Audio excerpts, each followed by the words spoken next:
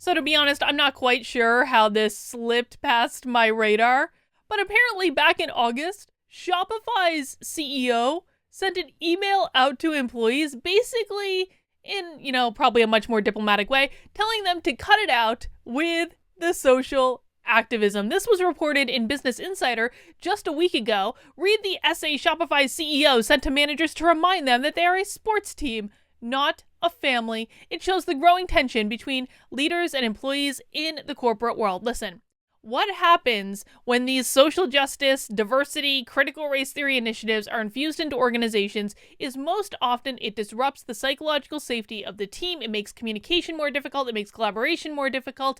It doesn't create an environment where diverse ideas are welcome and encouraged and diverse perspectives are encouraged and all of these things. It doesn't do that at all. In fact, it does exactly the opposite. It pulls employees apart rather than pushing them together. And that's honestly the basis of most of my criticism about critical race theory in the workplace, is that it doesn't do anything to contribute to the bottom line business goals of the organization. Listen, we do know that a diverse set of perspectives is going to help the business succeed in the long term. However, a diverse set of perspectives doesn't necessarily come when you have everyone having a different skin color. That's not what's going to lead you to a diverse set of perspectives. We should be striving to create opportunities for everyone, regardless of their skin color, to succeed in the workplace, making sure they feel welcome, making sure they feel like they belong, all of those things. But at the end of the day, diverse perspectives don't come from the color of your skin. It doesn't come from your gender. It doesn't come from your sexual identity. It doesn't come from your orientation. Any of these things. It comes from communication. And our communication styles, the style that we bring to work, how we approach the different tasks we have to do in the office, and how we engage with our coworkers, there is no evidence at all that correlates with someone's skin color or their gender or any other immutable characteristic. So all of these diversity trainings that are built solely around what people look like rather than who they are and how they communicate, they're going to be inherently ineffectual because one does not correlate to the other. Anyway, I digress. Let's scroll down a little bit in this article and see what happened at Spotify. In August, Spotify CEO Toby Luke sent an email to managers outlining the e-commerce company's stance on leadership and social issues. Just a few weeks earlier, internal debate had erupted over the discovery of a noose emoji in the Ottawa company's Slack system, which some employees said disturbed the team. Some employees said they were so upset about a video that the team at Shopify created the 10 Slack commandments, a riff on the Notorious B.I.G.'s 10 crack commandments, at a time protests over the May 25th killing of George Floyd were taking place across the globe. In the wake of internal debates, the CEO changed the settings on Shopify's diversity-focused Slack channel called Belonging to be read-only, further upsetting some employees who told Insider they felt silenced. Oh no, you mean you can't complain on Slack? And you feel silenced? Your First Amendment rights have been violated. No, that didn't happen. The CEO's August email to Shopify managers clarified his stance. In it, he said that endless Slack trolling, victimhood thinking, us versus them divisiveness, and zero-sum thinking amounted to a threat that breaks teams. And he is 100% correct. Psychological safety is the number one attribute of high-performing teams. This actually came out of Google, of all places. This was a longitudinal study performed at Google. There was data to support it years before Google did this, but Google is one of the major places that there was like a 2-year study in this. And what they found is psychological safety is the number one driver of team effectiveness. What's psychological safety? It's a fancy way of saying trust. It is a fancy way of saying that teammates have each other's back. They support each other. They aren't calling each other out on their inherent racism all of the flipping time. When you don't have psychological safety, you do not have teams that are performing at their highest level. Critical race theory dramatically infringes on a team's ability to grow and solidify psychological safety because critical race theory is all about calling people out on their racism all the time. Do you generally trust people who call you out for being a racist when you did nothing wrong? No. The answer is no. That's why psychological safety and critical race theory do not go together. He encouraged managers to stay focused on Shopify's mission of empowering online commerce and entrepreneurship. Shopify.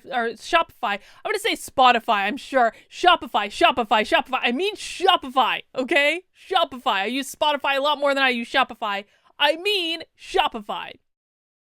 A Shopify spokesperson told Insider that the company was not trying to emulate Basecamp in its handling of political issues and that it welcomed discussion of current events. As Shopify is growing quickly, with new team members joining every day, our executive team will often send company-wide messages to remind the organization of our vision for equitable entrepreneurship and to reignite our spirit of positive collaboration, the spokesperson said. This reinforces our need together in creating a future that unites, not divides. All right, so we are going to go through this full email. I'm going to be reacting to this because I have not read it yet. I was waiting to do the video with all of you so that we could experience this all together. But before we get into that, I'm just going to do a quick plug, guys. Hey, listen, if you enjoy my work and you want to continue to support it, one of the very best things is you can do is to join my Locals community. Now, Locals is free to join. You don't have to pay a fee, but the only people who get full access to all of the features in Locals, including being able to comment on the threads, including being able to come to our community Zoom calls that we do twice a week, including to be able to come to our book clubs. We're doing our next one on Sunday over rules for radicals. We're going to have a great discussion. Going to be launching a debate club soon. If you want to participate in all these special perks, you need to become a paying member of the community. And the paying is how we keep the trolls out, because Locals is not like all of their social media. Twitter is a cesspool hell pit. I can't even read the comments on YouTube anymore because it's so awful. Everywhere on social media sucks except for Locals. And the reason that is because the people who are participating in the conversation are literally bought into the platform. So you have a couple of different options. You can subscribe monthly starting at $5 a month. You can contribute more if you want. Or what I think is actually a better option is an annual subscription in which you actually get 2 months for free. So if you want to do a $50 annual subscription, that gives you 2 free months, gets you set up for the whole year. You get all of our community Zoom calls, which is like a little nice support group. You get book club, you get all the other things available to you. If you're not ready to join yet, you can set up a free account, kb.locals.com. The information's down there somewhere. But if you do want to support my work, this is truly the very best way. And of course, all of my YouTube videos are backed up on here as well. You actually get everything ad-free in the community, whether you're a paying member or not. All of my YouTube videos are completely free for everyone. I do exclusive videos for members sometimes, but if you're just looking for my YouTube content, it's all going to be on my Locals. All right, let's go back and read this little letter. Team. Leadership is tough. Leadership through times of crisis and ambiguity is double tough. Leadership through times of multiple, compounding global tidal waves can seem impossible. To refer back to my summit talk, Shopify is in a new box that we don't understand yet. The world is in a new box that it barely understands yet. We've only mapped out a small corner of this box and have just started exploring the vast dark patches. It will take some time.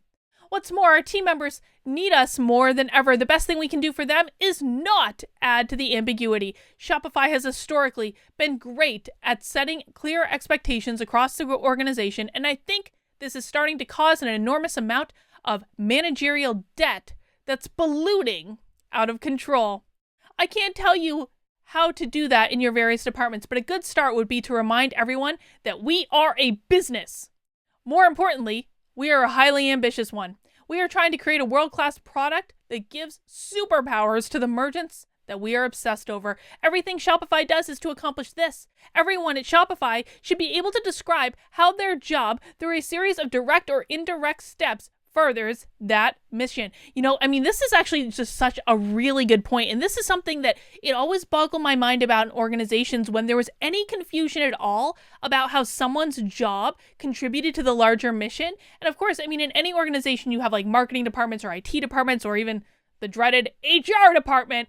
But every single person should be able to articulate how what they do serves the larger purpose of the company, regardless of whether they're in a line position or a support position. It doesn't really matter. To help you make this more clear to your team members, here are some pointers about what Shopify is not. Shopify, like any other for-profit company, is not A family. The very idea is preposterous. You are born into a family, you never choose it, and they can never unfamily you. It would be massively obvious that Shopify is not a family, but I see people, even leaders, casually using terms like Shopifam, which will cause the members of our team, especially junior ones that have never worked anywhere else, to get the wrong impressions. The dangers of family thinking are that it can become incredibly hard to let poor performers go. Shopify is a team, not a family. Thank you! Thank you. It has always driven me completely insane. Anytime any organization says, we're a family. No, you're not. No, you're not. You cannot fire your family members, okay? Like, you are not a family. People make the choice to be there, or they make the choice to leave, or you make the choice to employ them, or you make the choice not to. It is not a family, and saying it is one of the things that has set up this expectation that you can just do whatever you want in these businesses and there are no consequences. Businesses are not families, and you frankly should never, ever, ever, ever, ever trust your workplace enough to treat them like a family. The very idea, as the CEO aptly put it, is absurd. We literally only want the best people in the world. The reason why you joined Shopify is because, I hope, all the other people you met during the interview process were really smart, caring, and committed. This is magic, and it creates a virtuous magnetism on talented people because very few people in the world have this in themselves. People who don't should not be part of this team. This magic and magnetism is a product of tight performance management that I expect all of us to get back to. Shopify is also not the government. We cannot solve every societal problem here. We are part of an ecosystem of economies, of culture, and of actual countries. We also can't take care of all your needs. We will try our best to take care of the ones that ensure we can support our mission. Shopify's worldview is well documented. We believe in liberal values and equality of opportunity. Well, I don't know if I believe this. Now, let's just keep in mind that this letter was sent in August. I do recall, after January 6th, wasn't it Shopify that took down Trump's store because they were running it on Shopify and they canceled their account? Yep, Shopify, I'm going to call you out here. If you believe in liberal values, you wouldn't be canceling people on your platform. I mean, I have to say, I like this letter. I like the spirit of this letter. But so far as the actions of your team that I've seen since this letter was sent, you ain't living up to them just yet. But still, let's just, hang on. Let's just sit back and commend the spirit of the letter, because at least this can be a model that other businesses can maybe use in their own organizations. Sometimes we see opportunities to help nudge these causes forward. We do this because it directly helps our business and our merchants, and not because of some moralistic outrage. So they're saying that when it's a good business decision, we will do it. When it is not a good business decision, we will not do it. And that is exactly the correct answer. We want to build one of the best companies in the world. We obsess about our merchants. We want everyone to have a shot at bettering their lot through entrepreneurship. We want to make sure and keep Shopify, the product, world-class or die trying. Only way to do this is through having incredible people. Some of them we hire on future potential and we help them but expect them to grow into their own potential. Some of them we bring in further down their careers. But we all have to re-qualify for our jobs every year. The Red Queen race at Shopify's historic 40% or better growth is that everyone has to show up at least 40% better every year to qualify for our current job. I don't know about that. 40% is a lot. That's a lot. And how are they quantifying that specifically? And how are managers quantifying that and not just saying, you didn't grow 40%, but I don't like you and don't want you on my team anymore? I mean, I could see this being a scapegoat for a lot of things. I'm not sure I'm on board with that. I expect you to hold yourself and your teams to that standard. Judge this improvement based on having a growth mindset, deepening the... This is all, right here, this is all bullshit startup talk. That's all this is. This is bullshit startup CEO talk. Judge this improvement based on having a growth mindset, deepening the craft, taking risks, making better decisions, and doing what it takes to better support our mission and our merchants. We will always have compassion for team members in truly difficult situations. For example, those who find themselves suddenly becoming primary caregivers or those who are struggling with mental health issues. There are also second chances, especially for those who have been our top performers before. Outside of those cases, we need to remind everyone that, like any other competitive sports team, it matters how you show up every day and contribute to the team's success. Beyond straight performance output, everyone that engages in endless Slack trolling, victimhood thinking, us versus them divisiveness, and zero-sum thinking must be seen for the threat that they are. They break teams. Teams survive and thrive on the actions of the collective and the cohesiveness of the whole. Poor performance and divisiveness cannot be tolerated. Yes! Thank you. Thank you. If any of this sounds at all surprising, this is because we've somehow lost something. Shopify has always been like this. I feel like these core beliefs have been muddied over the recent years. So my capacity as the one person who has witnessed every minute of Shopify's existence, I want to reiterate some of the core principles. Shopify is as successful as it is right now precisely because of the downstream effects of these earlier ideas. Currently, we are successful despite the muddying. This will not work for much longer. Let's get back there. And dude, I think a lot of companies are in the same position. I think a lot of companies in the past year or so have completely lost sight of their core values, completely lost sight of the value that they're contributing to the world, completely lost sight of the things that they should really be focused on. And if they're still succeeding, they're doing so despite of all this, not because of it, despite of it. It's going to catch up with you sooner or later, especially if you've brought critical race theory training into your organization. Lord help you. Listen, I know there are a lot of CEOs out there that are like, oh, the HR team can do it. It's easier to let the HR team do what they want than to argue with them, whatever, do your stupid training. I don't really care. That really is the attitude of a lot of CEOs, but they're succeeding despite it right now. If they keep going in that direction, it is going to catch up to them. It always does. It just doesn't necessarily happen right away. So sometimes CEOs or leaders in organizations, they make boneheaded dumb decisions, and then nothing bad happens right after they make the boneheaded dumb decision. So they're like, oh, okay, this was obviously a perfectly fine decision. But then as time goes and goes and goes and goes and goes, maybe a year later, their numbers start going down, things start tanking, and they say, well, this can't possibly be because we made this bad decision a year ago. Yes, it can. These things take time to catch up with you. People don't change overnight. They don't change at the snap of a finger. It takes time. And by the time you notice it, you're already going down that slippery slope. Despite all the external buzz around Shopify, market cap, biggest company in Canada, we are still really early. We are in the big leagues amongst the biggest and baddest companies in the world. When we succeed in our mission, millions of merchants do better. Millions of people find employment. We have the opportunity to make that tens and even hundreds of millions in the future. I'm here for this potential, and I need you to be here for that too. Okay, that's a lot to take in. You might be tempted to take what's up there and run it through some kind of a low-pass filter and translate it into your own language before discussing it with your peers and your leads. Don't.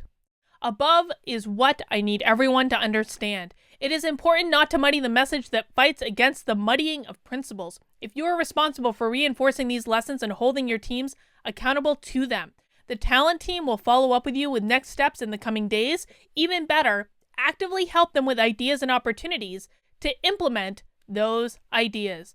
This is what leadership in action looks like. Well, I like what he's done here an awful lot. I think that his company will benefit from it. Now, like I said, there was this little incident after January 6th where Shopify canceled accounts from at least the Trump team, and they had to go set up on a whole different platform. I'm not a fan of that if you truly have liberal values, Toby. But I would actually be really interested to know how Shopify's doing. Listen, if you're a Shopify employee, I'd love to talk to you. I want to hear how you're doing now. Reach out to me. You can hit me through drcarlin.com. The information is in the description below. Just go to drcarlin.com, go to the content or contact section, and send me a little note. It's DRKARLYN. I will keep you completely anonymous. I would just love a little update about what's going on since that email went out. All right, guys, that's all I have for this video. I'll see you soon.